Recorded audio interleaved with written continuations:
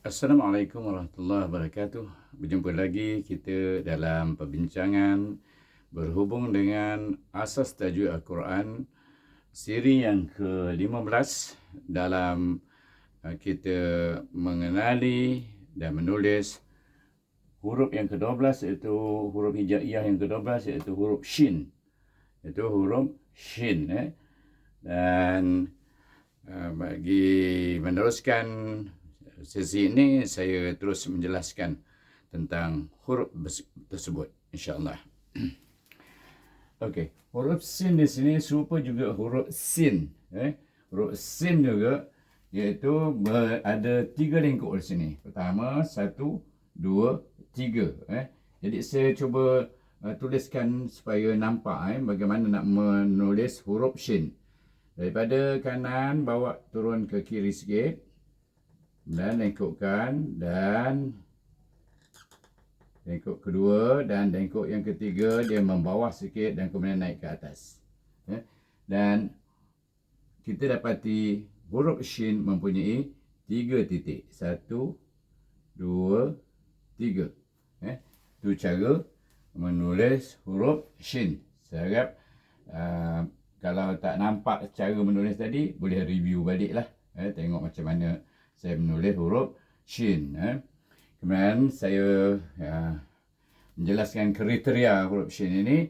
Pertama, dia mempunyai satu nama sahaja, iaitu shin saja namanya. Kemudian yang kedua, boleh bersambung dengan huruf sebelum dan selepasnya.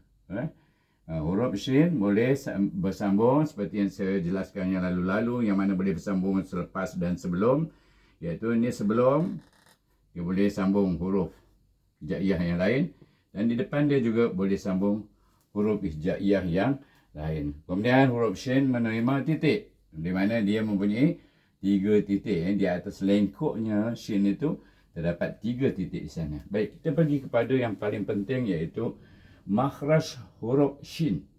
Iaitu makhraj huruf shin, kita perhatikan pertengahan lidah kita, iaitu cuba pegang, rasa pertengahan lidah kita membetuli langit-langit. Iaitu dia membetuli langit-langit. Di sana keluar huruf shin.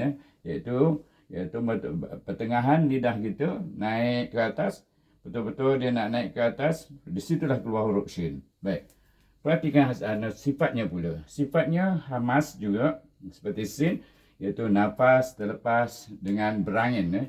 Iaitu kita akan merasai anginnya. Kemudian kedua, sifatnya rakhawah, suara kita juga terlepas.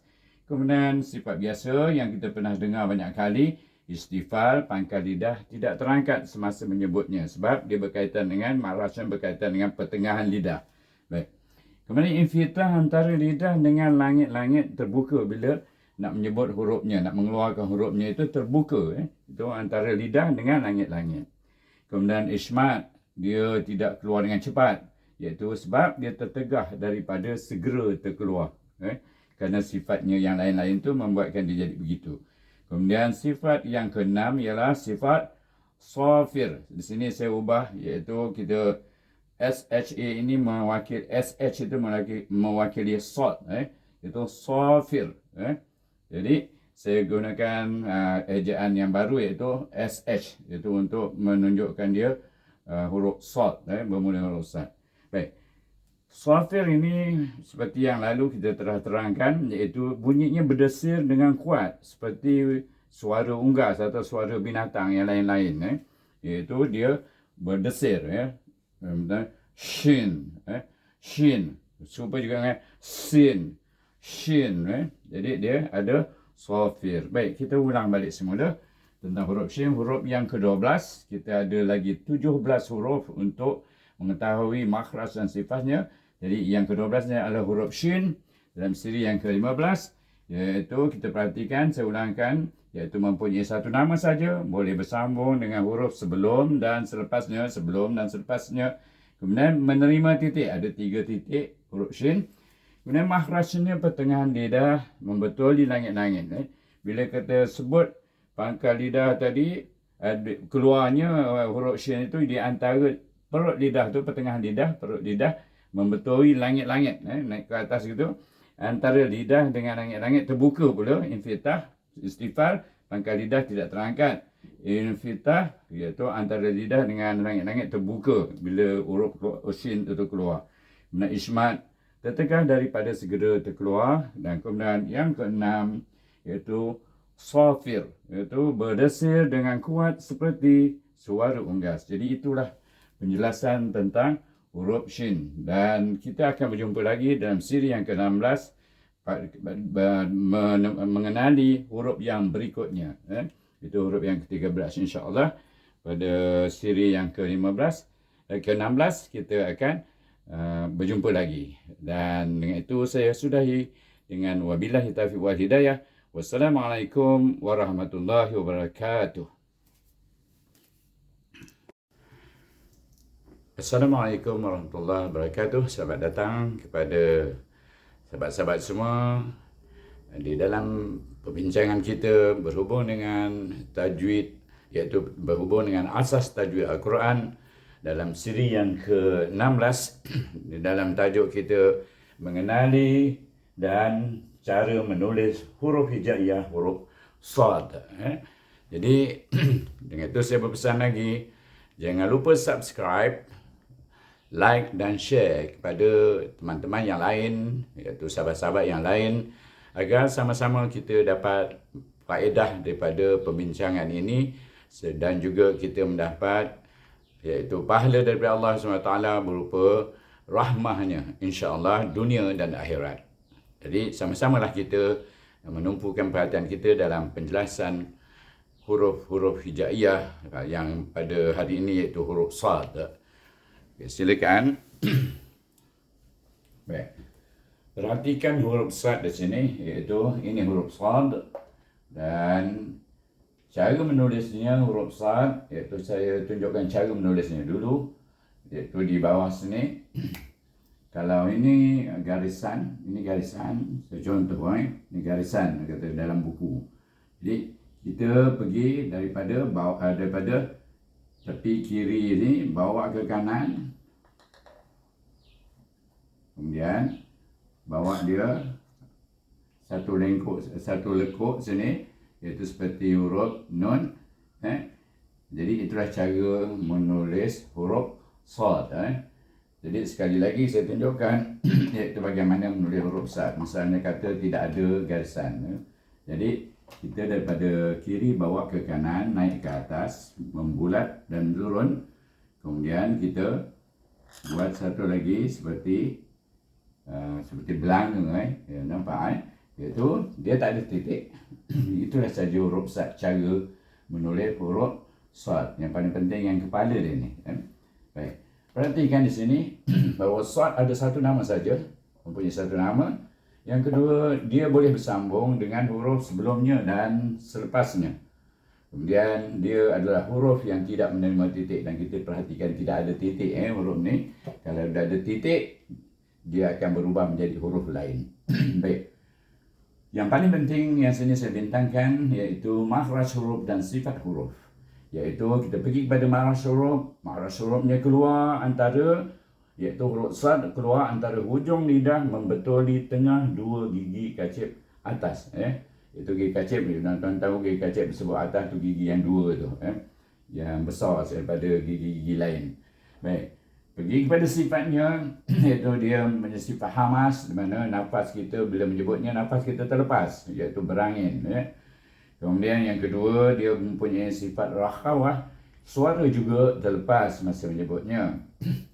Dan yang ketiga, yang ini kita baru jumpa istilah, iaitu jarang kita perhatikan huruf-huruf yang ada istilah. Bila huruf Shad dia ada sifat istilah, iaitu sebahagian pangkal lidah terangkat ke langit-langit. Sebahagian pangkal lidah yang di belakang sekali lidah kita.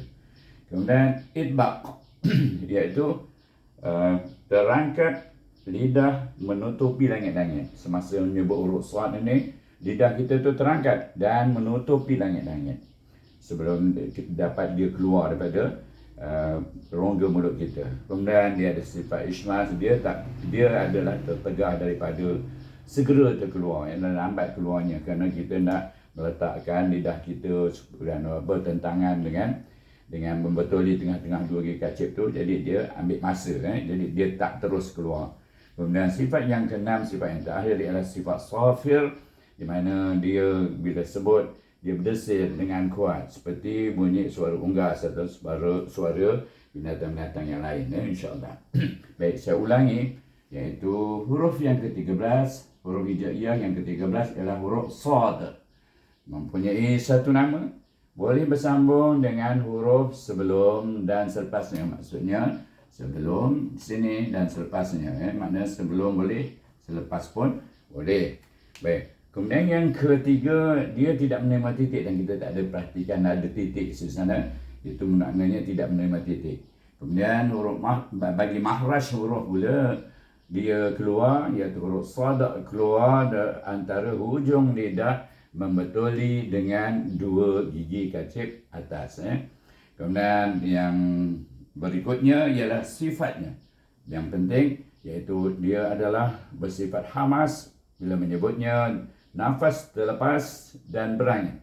Kemudian sifat kedua rakhawah, suara kita terlepas apabila menyebutnya. Kemudian isti'la, iaitu sebahagian pangkal lidah terangkat semasa menyebutnya, terangkat ke langit-langit menyebutnya. Kemudian sifat yang keempat itbaq, terangkat lidah menutupi langit-langit. Jadi pangkal lidah terangkat. Ini lidah pun terangkat, seluruh lidah terangkat menutupi langit-langit. Kemudian yang kelima ialah sifat yang kelima isma', iaitu tertegah daripada segera terkeluar huruf tersebut.